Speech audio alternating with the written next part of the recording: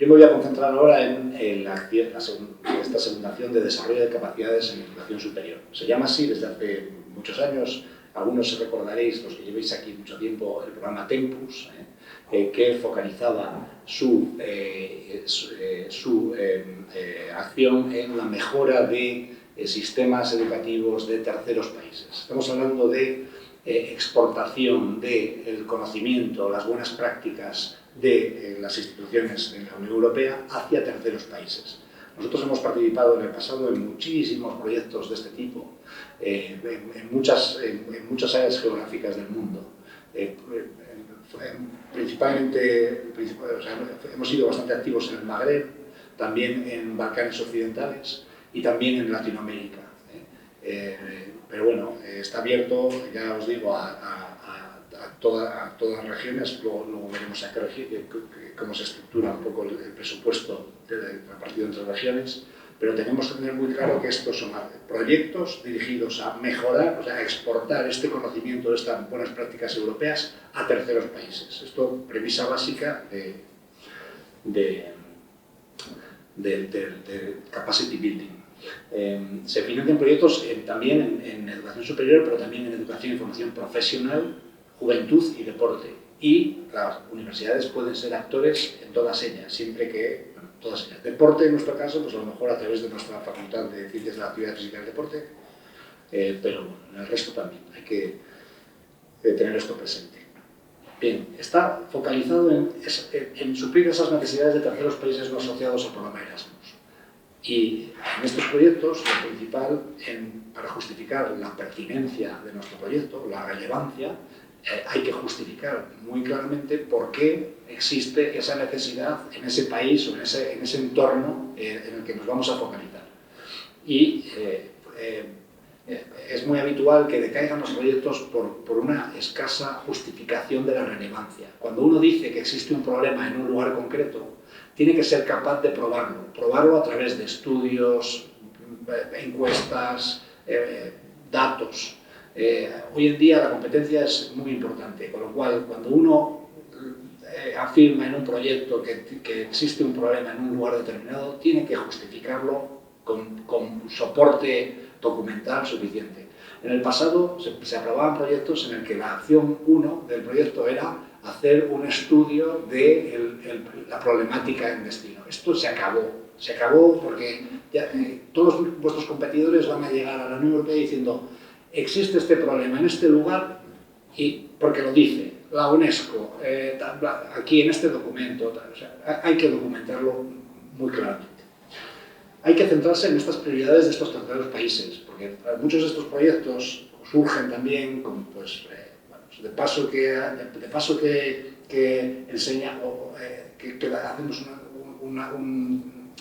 cursos de capacitación para profesores cubanos en energías renovables, pues de paso pues nosotros pues tenemos financiación para hacer otras cosas que nos interesan a nosotros, ¿vale? Muchas veces hay intenciones digamos, soterradas en estos proyectos y, bueno, pues hay que intentar evitarlas. En principio, este tipo de proyectos necesitan de muchísimo tiempo y dedicación y hay que estar convencido en esta acción de beneficio a terceros, ¿de acuerdo? Quiero dejarlo muy claro porque en muchos proyectos que asesoramos, bueno, pues vemos que hay otras intenciones. Que no son propias del programa. Hay que maximizar, como digo, el beneficio de estos terceros países. Los objetivos pueden ser variadísimos. O sea, siempre que se acercan a nosotros, recientemente en noviembre llegaron aquí una universidad, en diciembre, una universidad de Túnez, pues expresando una necesidad, porque querían mejorar vuelvo a las energías renovables, sus programas en energías renovables. Pero la Unión Europea ha dedicado muchísimos fondos para mejorar los planes de estudios de energías renovables en el Magreb. O sea, pero muchísimos, ha habido muchísimos proyectos. Uno se mete en la base de datos de proyectos pasados y es que está lleno. Entonces, volver a solicitar un proyecto de ese tipo es como, mire, vaya al repositorio y utilice lo que ya está, pero no le pida a la Unión Europea que siga invirtiendo en algo que ya está muy manido, muy...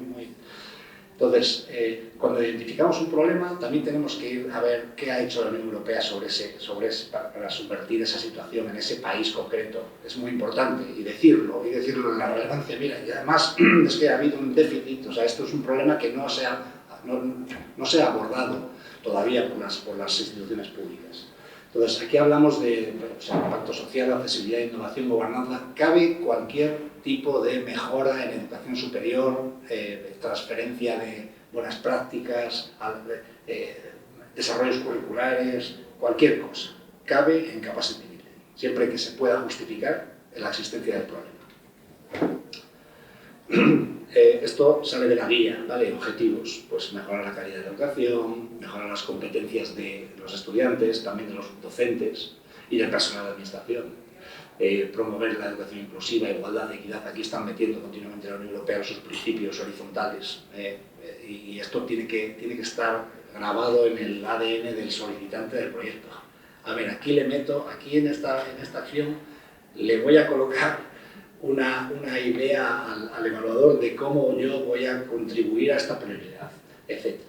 Mejorar la enseñanza, bueno, aquí gobernanza, inclusión, internacionalización, o sea, mejora. O sea, queremos trasladar la experiencia de la Oficina de Proyectos Internacionales porque allí, en ese país, no son capaces de presentar proyectos con calidad. Bueno, pues eso es algo que se ha hecho ya por parte de muchas instituciones en muchos ámbitos, pero puede ser una necesidad en un lugar concreto.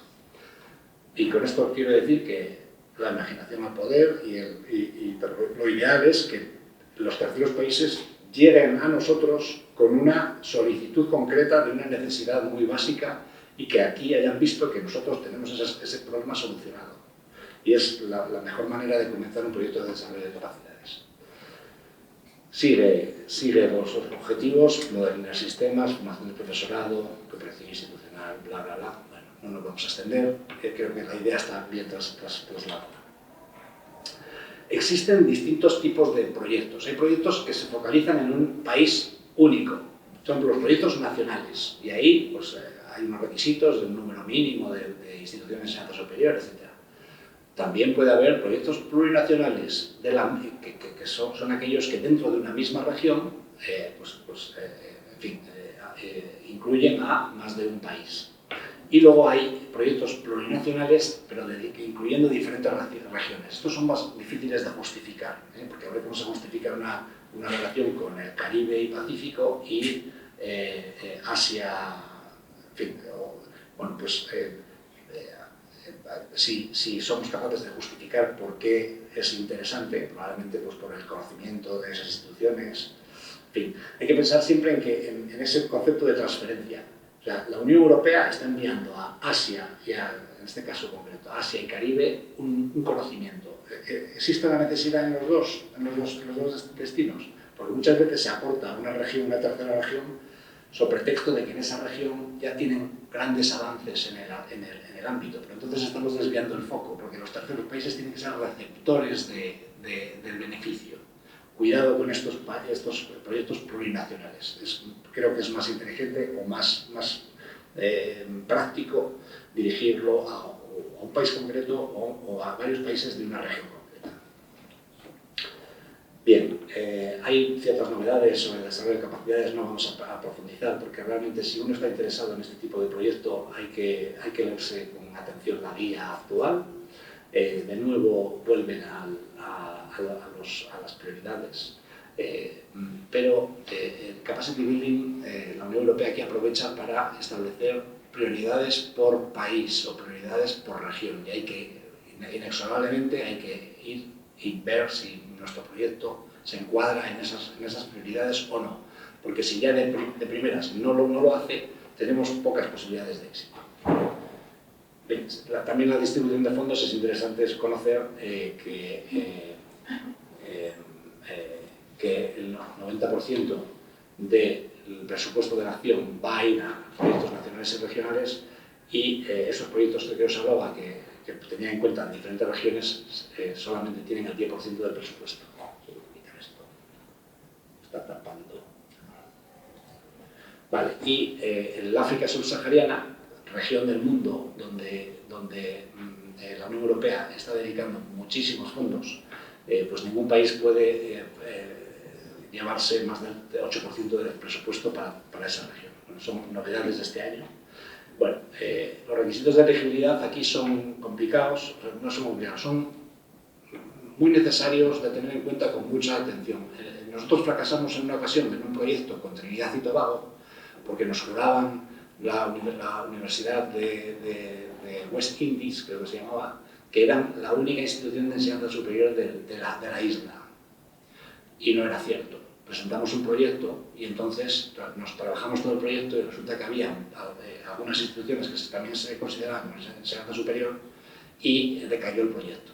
Entonces es muy importante tener en cuenta las necesidades de cada país, en fin, de cada acción, de cada tipo de proyecto.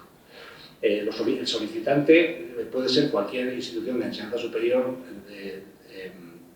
tanto de los países del programa como de los países destinatarios. Y los socios, pues aquí también hay, por supuesto, es obligatorio que existan instituciones de enseñanza superior, pero también se pueden añadir otro tipo de instituciones que apoyen los objetivos del proyecto, sin ningún problema.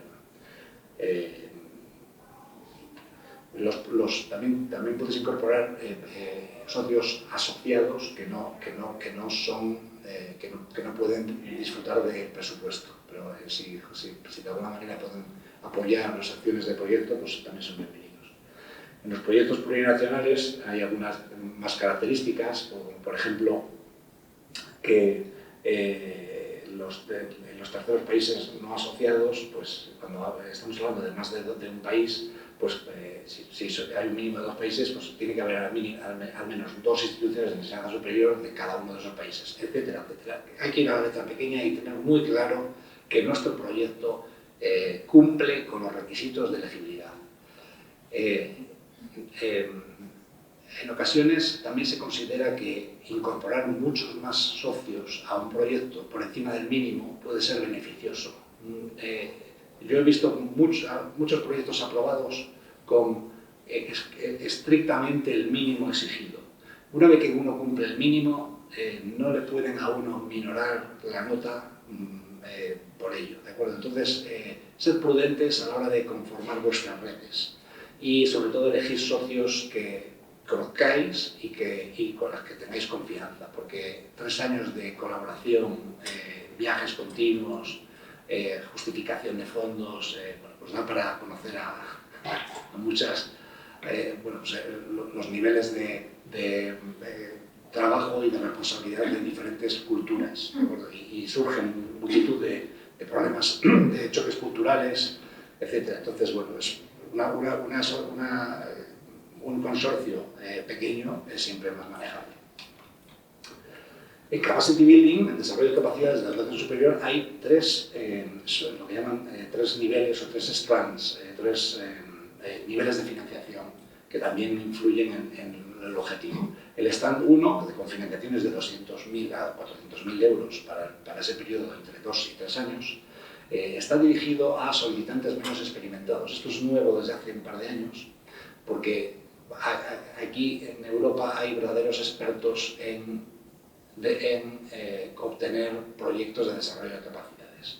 Y ahora mismo, bueno, pues un poco para posibilitar que nuevos actores se incorporaran, pues han creado este tipo de proyectos, digamos, menos exigentes y donde se entiende que los participantes, al ser nuevos en esta acción, pues puede ser un buen inicio en este tipo de acciones. No pasa nada porque una red del SPLAN 1 incorpore a alguna institución más experimentada, pero ya os digo que está dirigido a este tipo de instituciones nuevas. También habla de menos experimentados, pero también países menos desarrollados, áreas remotas o estudiantes o personal en desventaja. Todos estos serán criterios que ayudarán al éxito de este tipo de proyectos. En general, casi todas las instituciones que ya tienen alguna experiencia se lanzan al SPLAN 2, que son más atenciones para la transformación en educación superior, también entre 2 y 3 años de duración, y entre 400 y 800.000 euros de financiación. Y aquí hablamos ya de todos estos temática de innovación, también puede ser innovación hacia el mercado de trabajo y sociedad, diseño curricular, métodos de enseñanza. De nuevo son ejemplos, pero que no, en fin, podéis, ya os digo,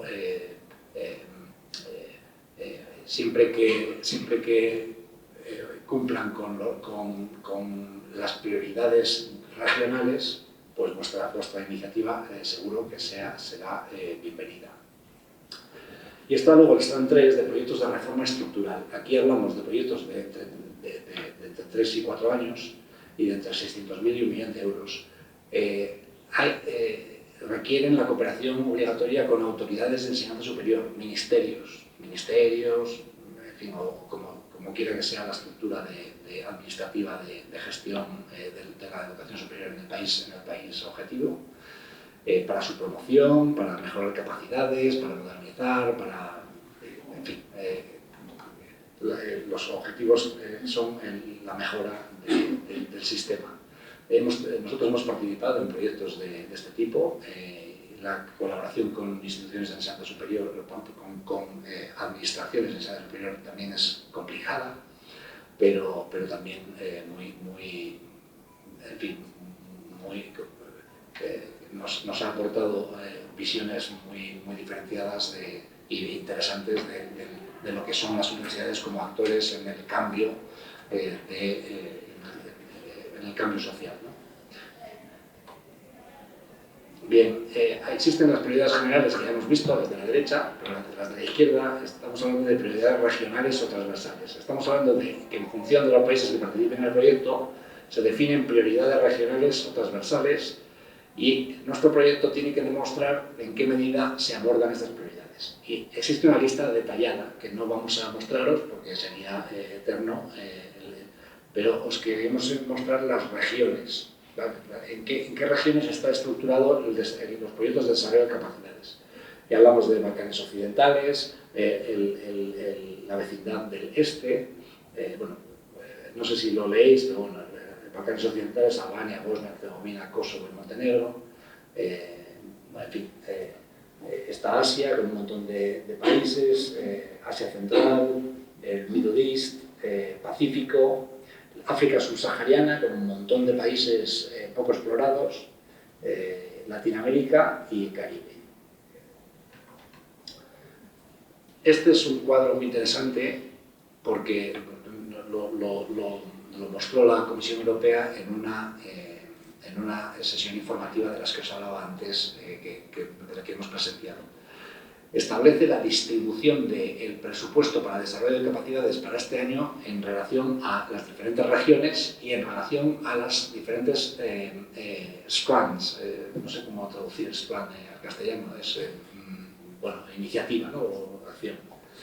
Y aquí vemos dónde está el presupuesto principal. Como os decía antes, 22 millones de euros para la África subsahariana, 17 millones de euros para Asia y 12 millones para la vecindad del este, ¿no? Y de luego se los van distribuyendo. Y aquí se ve el número indicativo de proyectos que van a ser aprobados. Esto, a la hora de establecer una estrategia de trabajo, pues puede ser muy interesante. Anualmente, no siempre se consigue, en fin,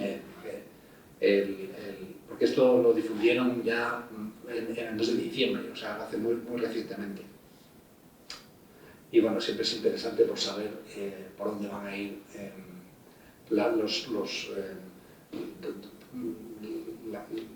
hacia dónde va a ir el presupuesto. Como en las asociaciones para la cooperación, estamos hablando de un sistema de evaluación de la calidad del proyecto con 4 criterios de calidad. La relevancia, la calidad del diseño del proyecto y el desarrollo, la calidad de la gestión interna, del management interno, y la capacidad de impacto y sostenibilidad. La guía Erasmus contiene para cada acción de Erasmus los criterios y subcriterios que los evaluadores van a tener en cuenta en nuestro proyecto. A la hora de redactar un proyecto hay que irse a la guía Erasmus y ver criterio 1, relevancia. a ver qué aspecto me va a evaluar el evaluador externo. Si yo tengo que justificar, claramente, o sea, es una guía clara de todo aquello que tiene que constar en nuestro proyecto. Nos lo está diciendo la Unión Europea de manera muy clara, pero nosotros desde nuestra oficina vemos cómo se intentan presentar proyectos que no han tenido en cuenta esa guía.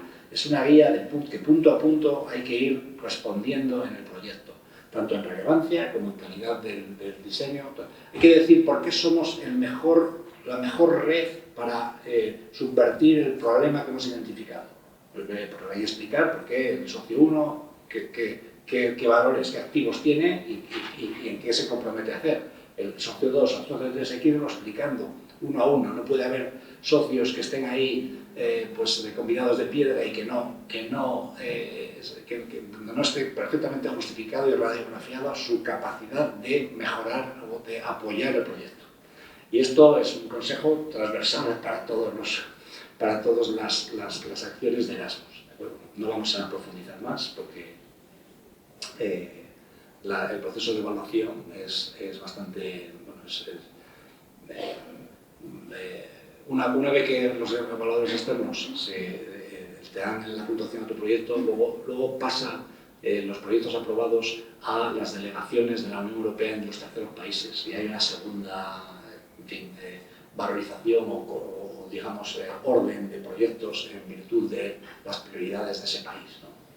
Y bueno, pues a veces proyectos que obtienen buena nota luego son un poco degradados en esa segunda fase, pero bueno, en principio es ideal cuando los socios que tenemos en estos terceros países han tenido ya contactos con sus autoridades y se han cerciorado de que la iniciativa es del gusto, es entra dentro de las prioridades estatales o de las prioridades de mejora del país de destino. Todo es estrategia, todo es política. Preparar un proyecto de este tipo, de que, como veis, estamos hablando de financiaciones de 800.000 euros, a lo mejor, pues eso, si es una red de 4 o 5 socios de 800.000 euros, pues la financiación es bastante importante para cada socio.